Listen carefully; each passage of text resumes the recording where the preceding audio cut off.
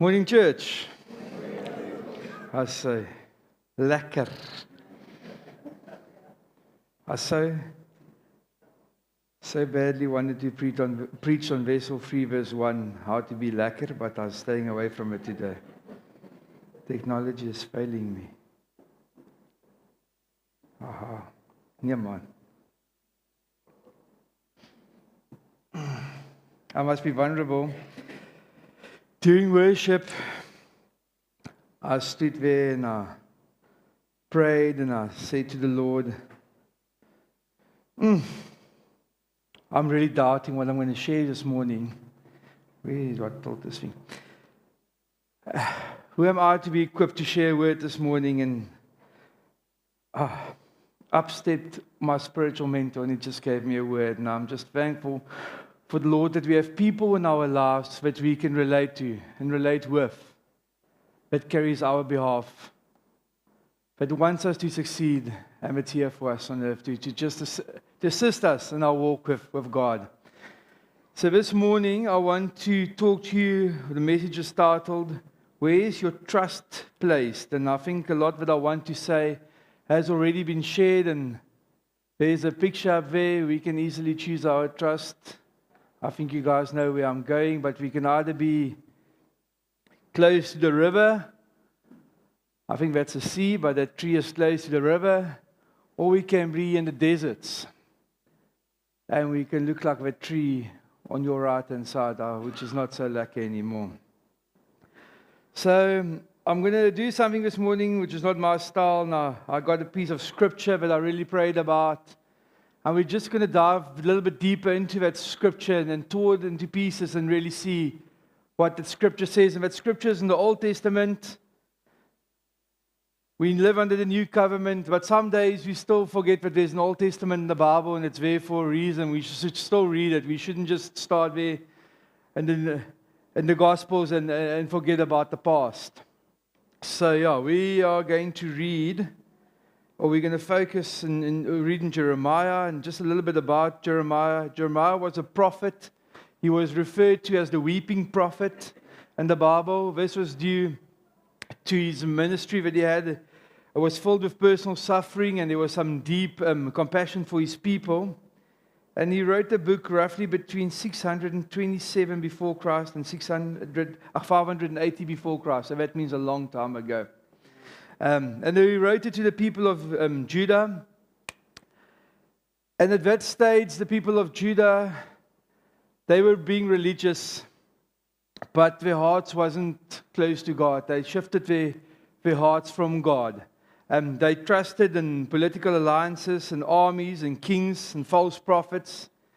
And they even made idols by hand. So through Jeremiah, the Lord gave them a message that cut through all pretense. And that message isn't just for ancient Judea, it's also for each and every one of us today. We ought to all live in a life where we trust God. However, the world tells us, don't worry, trust in yourself. Go and make it yourself. You can do it out there. But God says, where is your confidence rooted? Where does your strength come from? So yeah, we're going to read Jeremiah 17 verses 5 to 13. I'm going to read out of the New King James Version. Your version up here might be a little bit different than what I'm going to read, but it's in principle the same thing. Verse 5. Thus says the Lord, cursed is the man who trusts in man and makes flesh his strength, whose heart departs from the Lord. For he shall be like a shrub in the desert, and shall not see when good comes, but shall inhabit the parched places in the wilderness, and the salt land which is not inhabited. Blessed is the man who trusts in the Lord, and whose hopes is in the Lord. For he shall be like a tree planted by waters, which spread out its roots by the river, and will not fear when the heat comes. But its leaves will be green, and he will not be anxious in the year of drought, nor will cease from yielding fruit. The heart is deceitful above all things, and desperately wicked. Who can know it? I, the Lord, search the heart, I test the mind, even to give every man according to his ways, according to the fruits of his doing. As a partridge that broods but does not hatch, so is he who gets rich, but not by right. It will leave him in the midst of his days, and at the end he will be the fool. A glorious high throne from the beginning is the place of our sanctuary. O Lord, the hope of Israel, all who forsake you will be ashamed. Those who depart from me shall be written in the earth, because they have forsaken the Lord, the fountain of the living water. I think it's an incredible, powerful piece of passage in the Bible, and it's very well known. I think all of us have read it by now. But I want us to just dive a little bit deeper into these verses, and I've broken it down into 4 points. Charles always tells me to be spiritual is to be practical, so I'm going to try my best to be practical and really just see what the Lord says to us in these words. The first point I want to make is the curse of trusting in men or man, and it refers to the verses 5 and 6.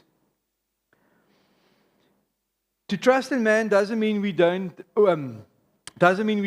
on others. It means we replace God in our life by man, by human strength. We lean on people's approval, on systems, on money, on our own intellect. We want to be in control of every situation. We spoke about it this morning. We want to control. We only want Jesus or God to control the areas that we give to Him to control. The rest we will keep in our backpack because I've got that part sorted. He can have just this little bit because I've got this. When does this happen in our lives? When we run to advice before we run to prayer. We plan and we ask God to bless our plans instead of asking the Lord what the plan should be. We say, I've got this, instead of, Lord, please help me. The phrase, whose heart turns away from the Lord, shows it doesn't happen overnight. This is a heart that once burned for Jesus, a heart that was on fire, but slowly turned away from Him over time. And what's the result? You will end up like a shrub in the desert, and shall not see when good comes. Yo, that's harsh words, eh? The image described a stunned, rootless shrub in the desert. It's always dry, it's always struggling, it's never flourishing. It's exposed to the elements, tossed by the wind, always surviving, but never thriving.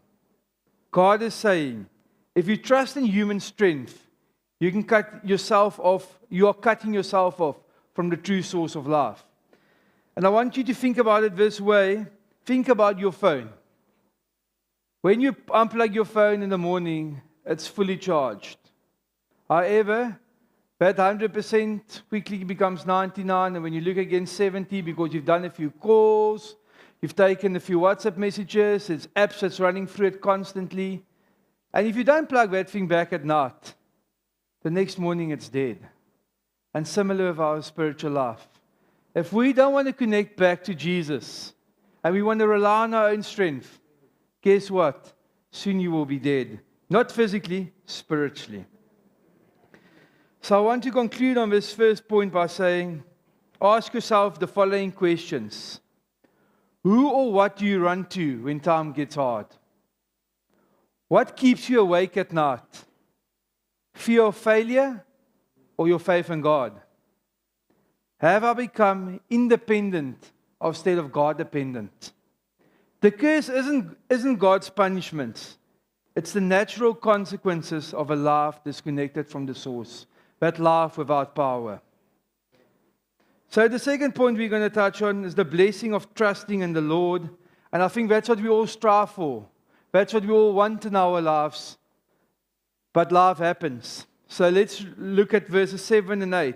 But blessed is the man who trusts in the Lord, whose confidence is in him.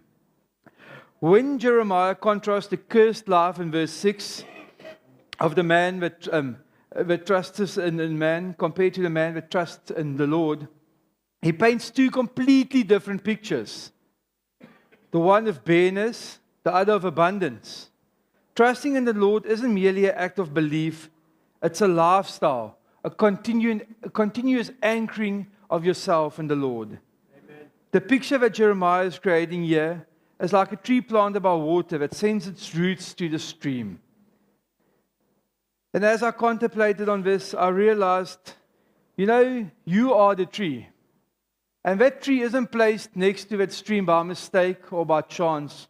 The master gardener, the only living king, planted you in a specific place, specifically along this stream, for a specific reason.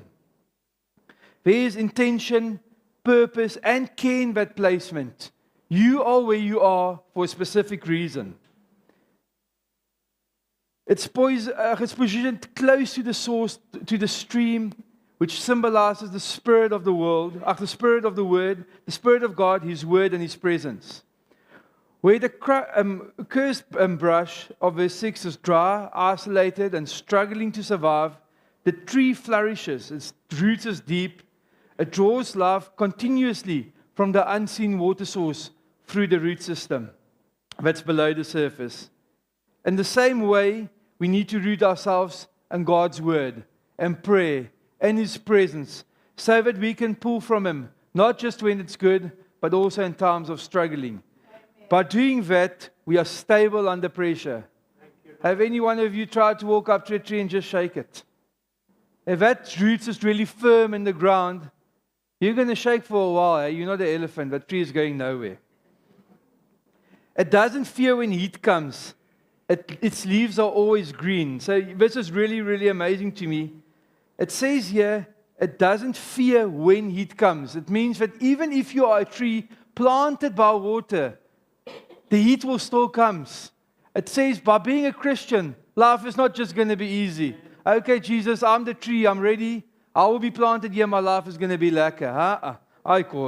Doesn't work like that. The heat is still going to come. But when it comes, you know in who you are grounded.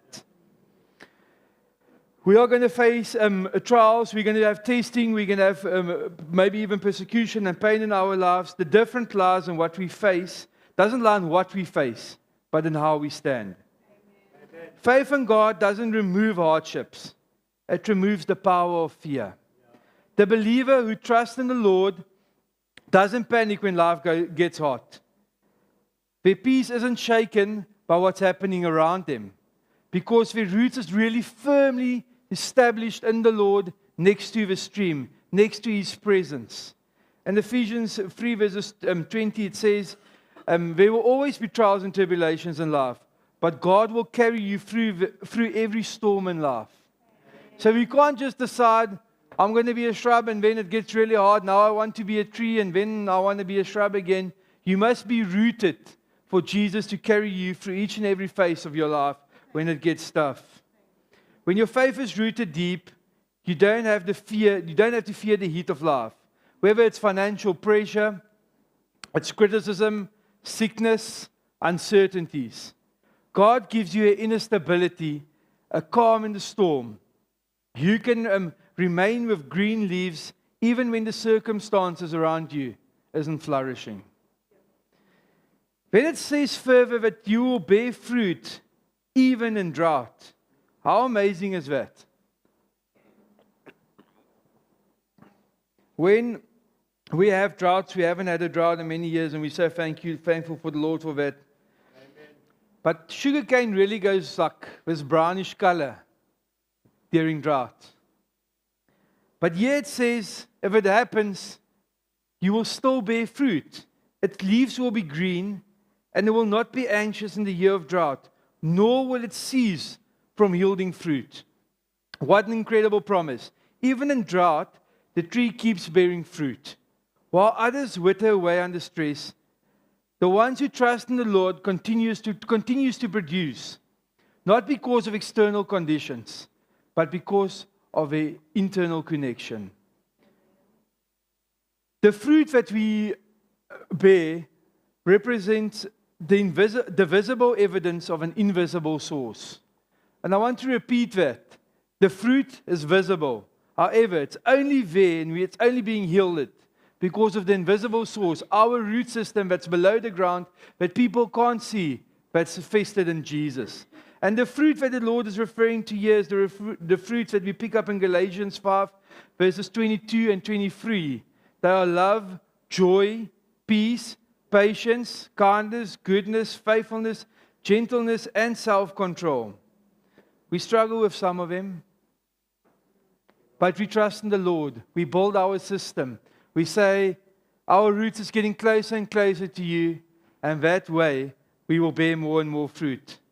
A drought can test what kind of roots you have. Do you have shallow roots that dries up quickly? Or do you have festered roots that knows where the Lord is, that knows where's your source, and you know where it's coming from? The believer who trusts in the Lord remains faithful. Their words encourage, their actions bless, and their attitude inspires others, even in the midst of trials. Imagine walking through a dry, cracked landscape. And I want you to picture this. The sun has scorched everything in sight. It's almost in the desert. The grass is dead, the bushes are brittle, and yet near the riverbank, you find a tree standing tall, leaves still green, and the branches still heavy with fruit. The difference here isn't the weather it's experiencing, it's the water source. And we need to be close to that stream so that we can yield our fruit and we can be connected to Him constantly. Amen.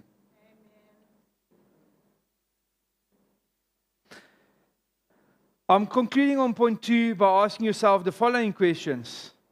Are my roots deep in prayer and in the Lord's word, or shallow in comfort and convenience? Do I still produce fruit when life gets hard, when challenges test my patience and faith? Is my joy dependent on my income, others' approval, my success, or my intimate relationship with God? Amen. True faith doesn't remove the heat, it removes the fear. It anchors you in a source that will never fail you. It's called Jesus Christ. Amen. When you put your trust in God, you are not just surviving during the seasons of life. You will be thriving through them. You will even bear fruit, and that fruit will last in eternity. The third point, and this really was something that I needed to ponder upon and spend quite a lot of time with, it's called the deceitful heart. And that's that verse 9 and 10, and we all know it so well. The heart is deceitful above all things and desperately wicked. Who can know it? The heart is desperately wicked. But doesn't the world tell us, trust your heart? Just go with your heart. It's easy out there. If you go with your heart, you'll be lekker. No. The Lord gives us one serious warning. Don't trust it. Why shouldn't we trust our heart? Because our human heart, our emotions, our desires, our instinct has been corrupted by sin. It doesn't naturally lead us towards God. It pulls us away from Him. The heart can trick us into believing and thinking that something that's wrong is indeed right. It justifies disobedience. It rationalizes unforgiveness, or distinguish pride as humility. The heart often whispers lies to us. Lies like, God wants you to be happy. I deserve this. This isn't so bad. Everyone else is doing it. But I want to tell you what verse 10 says. And that cuts through all these lies. The Lord, search the heart. I test the mind. I'm not going to test your heart. Neither is the pastor going to test your heart or the elders. Only one person is going to test your heart and knows exactly what's happening in there. And that's the Lord Himself. Only Jesus knows what's really happening inside of us. What's our motives? What's our hidden thoughts? The real reason behind what we do. We can fool others. And I can tell you one thing this morning. You can even fool yourself. But there's one person you cannot fool. And that is Jesus. He knows what's happening in your heart. And think of it this way. A doctor cannot heal a disease that the patient refuses to admit exists. And it's the same with Jesus. God cannot renew what you keep pretending is fine. You need to leave it at His feet. You need to be vulnerable. And He knows it already. But it's up to you to leave it there. In Psalm 139 verse 23, David prays the following prayer. Search me, O God, and know my heart. Test me and know my anxious thoughts. It's a prayer of surrender. An invitation for the Lord to renew what's wrong inside so that He can make it right. Instead of following your heart, I want to encourage you this morning. Learn to lead your heart with God's Word. Make decisions rooted in Scripture, not in shifting emotions. I'm very bad at that. I promise you I make very emotional decisions in my life. I'm really working on it. Feelings can change from day to day, minute to minute, hour to hour. But God's trust never changes. As Charles said last week, He's the same God yesterday, today. My mother would like to call it tomorrow, but the Bible says forever. So please, guys, when you go somewhere, make those decisions with God in mind, because He's the only constant in our life. When His words become the compass for our heart, it leads us away from deceitfulness and into a life of peace and righteousness. I'm going to the fourth and last point. Bear with me. It's only a few more minutes and then we're going to have coffee. It says here, as a partridge that broods but does not hatch, so is he who gets rich, but not by right. It will leave him in the midst of his days, and at the end he will be a fool. I need to be honest with you guys. I didn't know what a partridge was, so I needed to Google that. So for those who don't know, it's a bird. And in real life, a partridge doesn't do what the stuff it says here, because then I'm like, okay, so how does a partridge steal eggs? A partridge doesn't steal eggs. This is only a picture that Jeremiah used to create here. So this is a striking image of a partridge, this little bird that runs around the floor, sitting proudly on a nest that doesn't belong to itself. So it gained these eggs by stealing them from someone else. However, she still guards them, she warms them, she invests her time and energy thinking they're hers. But when the chicks hatch, they soon realize she's not their mother and they fly away. In the same way, people can pour their lives into things that never truly belongs to them. Wealth gained dishonestly. Status built on deceitness, or reputation maintained by pride. For a time, it may look like success. It may even bring comfort and applause. But Scripture reminds us that whatever is gained outside of God's will never truly be secure. It might thrive for a season, but when life is half gone, the strength fades and the truth comes to light. These false treasures will desert us. They cannot bring peace, and they cannot stay. As the verse says, in the end, who will be the fool? You. However, it says in verse, 11, a glorious throne, exalted from the beginning, is the place of our sanctuary. Isn't that just amazing? While the foolish chases after this world, it just delivers emptiness. However, for us that believes in the Lord, who puts our trust in Him, who roots close to the stream, we know that through Him, we will have, He's got eternal reign, He's unshakable, uncorrupt, and everlasting. When the unjust man's treasure slips away, God's presence remains constant and secure. Don't spend your life chasing eggs that aren't yours. Don't chase wealth, approval, or pleasures at the expense of your integrity or peace with the Lord. Instead, make the Lord your friend. Make Him your treasure, your security and your joy.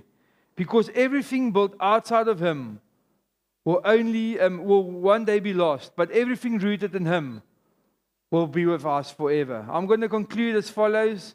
So the Tannies that does the coffee this morning, you can run off now. But you better be quick because I'm going to be very quick. I'm concluding. 2 people, 2 outcomes. 2 trees. One of them rooted in man, the other rooted in the Lord. One flourishes in every season. This passage is not about you trying to be harder to be that tree that flourishes. This passage is purely here for us to deeper into life, to get closer to that source, and to make sure that invisible roots get to where they're supposed to be.